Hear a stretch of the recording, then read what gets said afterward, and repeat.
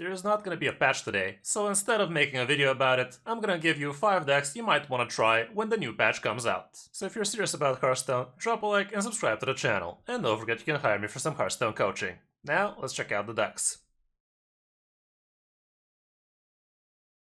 After the nerfs come out, I'm pretty sure that Pure Paladin is going to be an amazing deck to be playing, and right now, this variant is actually doing very well, and I did give you a detailed guide about it, so you can definitely check it out so you know what you should be doing with it. A lot of people were expecting the Disco Maul was going to get nerfed, but it actually didn't. So it's still a very strong card, and it's actually your main way of actually winning against control decks. We also have pretty interesting tech choices like Anachronos in here, which could save you from very sticky situations. And we also have a couple of Garden's Grace in here, which can be an insane amount of damage out of nowhere, as long as you stick a minion on the board. And also a couple of Mugboar Servants are gonna help you discovering some extra stuff for your mid game usually. Other than that, the deck is pretty standard and you already probably know what to do with it. Matchup wise, here's what the stats show, and as you can see, Unholy Death Knight is one of your unfavorable matchups, as well as Spell Demon Hunter, which is also in the negative. But with those two getting nerfed, you should be seeing a lot less of them, and they're also gonna be a bit more bearable. Everything else looks pretty green, so climbing shouldn't be an issue, aside from Outcast Demon Hunter, which is actually pretty strong.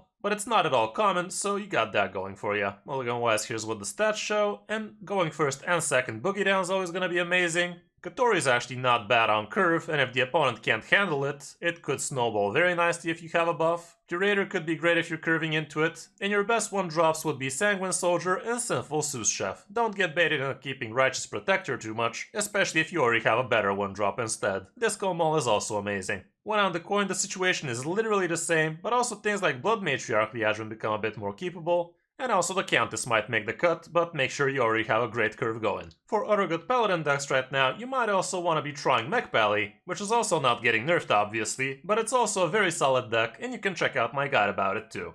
The rest of the working Paladin decks are basically iterations of these two, but there's also Dancing Paladin, which is horrible. Another deck that is not getting nerfed right now, but is actually pretty decent, is Frost Death Knight. And this one is a personal favorite of mine, because it's very strong if you know how to play it optimally. This is basically the same old good old variant, with the double Might of Menifeel, as well as Pozic in here, which can be extremely strong because it forces your opponent into very bad play patterns. We also still have Rowdy Fan, which is an excellent amount of chip damage in the early turns, and you obviously have Frostborn Fury at the end. What you want to be doing with this deck is tempoing out early with some good minions so you can chuck out some damage early on, and in the mid game you can start ignoring the opponent's board and actually freeze them over and over again with things like Might of Menifeel, as well as your Frostborn Fury. Managing your corpses can also be pretty important, especially since you have things like Marrow Manipulator, but also Might of Menifeel requires a few, so keep that in mind. And it's also important to know what you're looking for through your Discover effects with your Nerubian Vizier, as well as your School Teacher. So make sure to know what you're looking for in the particular matchups. We also have room for one Astalor in here, but if you don't want to include him, you can just include the Harbinger of Winter instead. Matchup wise, here's what it looks like, and again, Spell DH is not too good for you, but also Big Demon Hunter, and both of those are getting nerfed. Tony Druid is also getting nerfed, so that's great for you. And Mech Paladin is pretty rare, but it wouldn't be too fun for you in most cases. Other than that, everything is great. For the mulligan going first, you want your good 1-drops like Foul Leg and Arms Dealer. I wouldn't normally keep Skeletal Sidekick unless I already have an egg though, or at least an Arms Dealer. Pozic can be great, but try to be having a very good curve already. Show Fallen Baron can also make the cut, Bonebreaker is great, and if you already have a curve, even the Nerubian Vizier is fine. When going second, again the 1-drops are pretty nice, Pozic a bit more acceptable as well as Vizier, the Syrian becomes a bit more keepable, and depending on the matchup you might even consider the Frost Strike. On the number 3 spot, we actually also have Unholy Death Knight, which I do believe is gonna remain very strong even after the nerfs. We still don't know exactly what the nerfs are gonna be, but this guy's either getting bumped to a 3-mana 2/4 maybe, I don't know, 3/3, something like that. Or he's gonna be a 2-mana 2/2, or the taunt is gonna go down to a 1/2 instead, but I still believe it's still gonna be a very strong card regardless. Same goes for Blightfang, it's probably gonna get reverted to a 3/3, which was what the card initially looked like, but they buffed the hell for some reason. Literally nobody asked for that, but it is what happened. And I don't think that's gonna affect the deck too much either, so I definitely believe Unholy Death Knight should remain at least top tier 2 after the nerfs. A lot of people are gonna go away from the deck, but I think that's gonna be a mistake, and it still should be a very good deck to be climbing to Legend with. You already know what you want to be doing with this deck, but you basically try to curve out with your good early game, set up a Battlefiend Necromancer so you can protect your board, Tempoing out Hawkstrider Rancher that gets followed up by Nerubian Swarmguard can be insane. Pazik is also pretty good in the deck. And you obviously have the good Discover package, which any self-respecting DK has nowadays because the pool is just so good. You have one Famished Fool for card draw, Sylvanas you can make a big swing, and also Lord Marigar if all else failed. Matchup-wise, it literally has no bad matchups right now, so yeah, basically no wonder it's getting nerfed, but again, I really don't believe it's gonna get that hard of a nerf, so this is probably not gonna change too much. And for the mulligan, here's what the stats show. Basically keep your good 1-drops, but not too many of them so your hand doesn't disappear too fast. Hawkstrider Rancher is excellent, and if you already have a good curve, even Pazik makes the cut. When on the coin, Blightfang becomes a lot more keepable, as well as Plague Strike, and even Sylvanas, but again try to be curving very well into that. Pazik seems a lot less keepable in this situation, but everything else looks pretty much the same. For other good Death Knight decks right now, we also have Blood DK still strong, and Frost DK, and yeah, it's basically iterations of these 3 decks right now.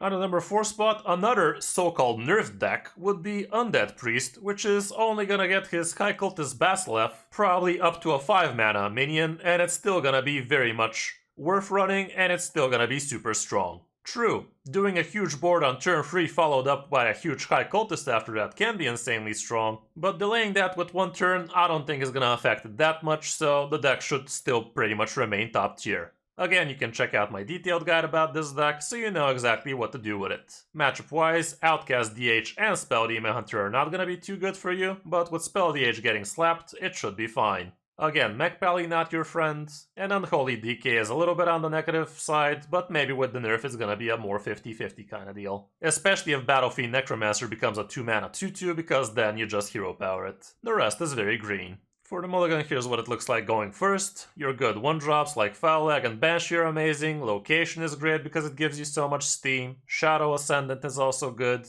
and if you don't have any other 1-drops, Psychic Conjurer can also be fine. Undying Allies, don't keep it too much because you have less cards when going first, so I'd rather keep this much more when going second. I guess with the High Cultist nerf, this is probably not going to be as keepable going first, but going second it should still be very fine. And here Undying Allies, like I said, becomes MVP. Again, the 1-drops are great, as well as the Location, but don't get baited into keeping mediocre cards like Mind Eater or Shadowed Spirit if you already don't have a great curve. For other good Priest decks right now, Thief Priest apparently is doing very well lately, and also Control Priest is very good as well. But all around, Shadow Priest is just the better, faster option if you ask me. And on the number 5 spot, we also have Outcast Demon Hunter, which doesn't really get nerfed too much, because Predation is probably gonna go up to a 1-mana spell after you play a Naga, and Lady Steno is not really your main win condition with this deck, so it shouldn't really affect it all that much. Outcast Demon Hunter is an extremely strong deck, even though it's not very simple to actually pilot well, but again, you can check out my detailed guide about it, so you know how to play with and against this deck. Matchup-wise, Demon Hunters are not too great for you, but Spell Demon Hunter was your biggest defender, so with both of those getting nerfed, it should be a bit better for you. Burn Mage and Spooky Mage are actually not great either, but everything else is fine.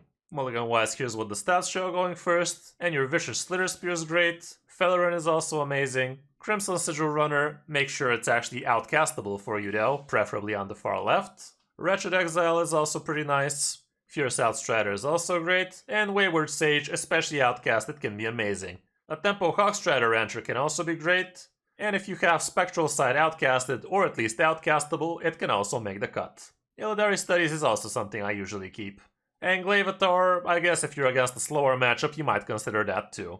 And when going second, the stats are basically the same, but even Security becomes a lot more keepable, especially if it's outcastable. For other good Demon Hunter decks, I'm assuming Big Demon Hunter is still gonna be pretty nice, even though the Fellscale Evoker is gonna probably be a 7-drop, it should still be a pretty nice deck. Spell Demon Hunter, on the other hand, I'm assuming it's gonna get pretty nerfed, with this either going up to 3 mana or the damage going down to 1, which should be very significant, combined with the Predation, which indeed is a win con with Steno. And Relic Demon Hunter is also still playable, even though it's not as amazing as it used to. For the classes we didn't mention, right now for Druid, Big Druid is actually doing well from Diamond to Legends, but a Nubricon Druid is probably gonna get murdered, because a Nubricon is probably going up to 10 mana, honestly.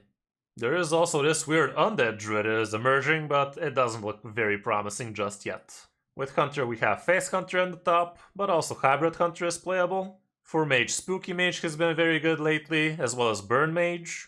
And Mech Mage is also slightly above 50. With rogues, I'm assuming Miracle Rogue is still gonna be the top dog for the class, so if you're good with it, you should still probably keep on playing it, because this is just gonna go up to 7 mana, which shouldn't really hurt the deck all that much. Shaman is still basically relying on Totem, and nothing else just yet. For Warlock, Thaddeus is the best so far, but maybe with Symphony of Sins it might see a little bit more play, even though I wouldn't put money on it. And with Warrior, still Enrage Warrior would be your best bet. Menagerie Warrior is also somewhat fine, but as you can see, Rift Warrior is still on the negative side, even though with the latest buff to the free mana Rift, it might be a bit better now. All around, that's it for the decks, so I hope this helps you figure out what you want to be playing tomorrow after a patch launches. Don't forget you can also check me out live on stream. Thanks for watching, I'm Kris05, and I'll see you in my next video or stream.